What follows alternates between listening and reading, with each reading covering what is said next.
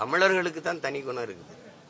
தமிழகத்துக்கு எங்க இருக்குது? தமிழகத்துல யாரு அப்படிலாம் தனித்த குணம் படைத்தவர்கள் ஒன்று அப்படிலாம் ஒன்றும் இல்லையே. சும்மா எல்லாரும் சொல்லணுங்கிறதுக்காக ஒரு உரையாடலாம் சொல்லி வைக்கிறது. தமிழர்களுக்கு தனித்த குணம் இருக்கு இந்த நிலப்பரப்பு முழுதும். என்ன தனித்த குணம் தமிழ்நாட்டுக்கு என்னத்தை காட்டிட்டாங்க அவங்க? இந்த இந்திய ஒன்றிய அரசுகளோடு கூட்டணி வச்சு ஆட்சியில் இருந்துக்கிட்டு அப்புறம் மாநில தன்னாட்சியை பேசினா எப்படி? நான் கேட்கறதுக்கு ஒவ்வொன்றா நீங்க பதில் சொல்லணும். இந்திய திணிச்சது யாரு? காங்கிரஸ். காங்கிரஸ் அதை எதிர்த்து போராடினது யாரு? இந்த நிலம் முழுமைக்கும் தமிழன் மட்டும்தான்.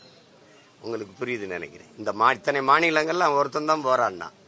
ஏன்னா அவனுக்கு தான் இந்த பியூர் ரேஸுங்கிற தூய ரத்தம் இருக்கிற இனம் உணர்த்த ஒருத்தனா தான் இருக்கான். அப்ப போராடும் போது திருப்பி எவன் இந்திய திணிச்சானோ அவனோட கூட்டணி வச்சது யாரு? அற்ப தேர்தல் அரசியல் பதவிக்காக, வெற்றிக்காக, பதவிக்காக இந்த கட்சிகள் தான். இந்த மாநில உரிமையெல்லாம் பறித்து கொண்டு போன பெருமக்கள் யாரு? இந்த கட்சி தான், காங்கிரஸ் தான். அந்த மாநில உரிமையெல்லாம் பறித்து கொண்டு போகும்போது ஆட்சியில் இருந்த பெருமக்கள் யாரு? இன்னைக்கு தீர்மானம் நிறைவேற்றிய பெருமக்கள் தான். இந்த தனித்த குணம் பேசுறாங்களே இவங்க தான். சும்மா ஒரு வெற்று இதுக்காக அப்படி பேசுறது. வீழ்வது நாமாக இருந்தாலும் வாழ்வது தமிழாக இருக்கட்டும், எங்கும் தமிழ், எதிலும் தமிழ், இதெல்லாம் சொல்றதா? தமிழர் என்று சொல்லடா, தலையிலிருந்து நில்லடா அப்படின்னா ஒரு முழக்கம். இதெல்லாம் இருக்கா? தமிழகத்துக்கு என்று இன்னும் தனி குணம் இருக்குது. ஊழல் லஞ்சத்துல ஊறி திளைச்சதுல ஊழல்ல முதலிடத்தில் இருக்குது. இது தனி குணமா? அது அறம் சார்ந்து வாழ்ந்த மறவர்களின் கூட்டத்துல இப்படித்தான் இருக்குதா? சொல்லுங்க. கும்பிடுற கோயிலுக்குள்ள எல்லாரும் ஒன்னா போய் கும்பிட முடியல. இது ஒரு தமிழகத்துக்கு தனி குணமா?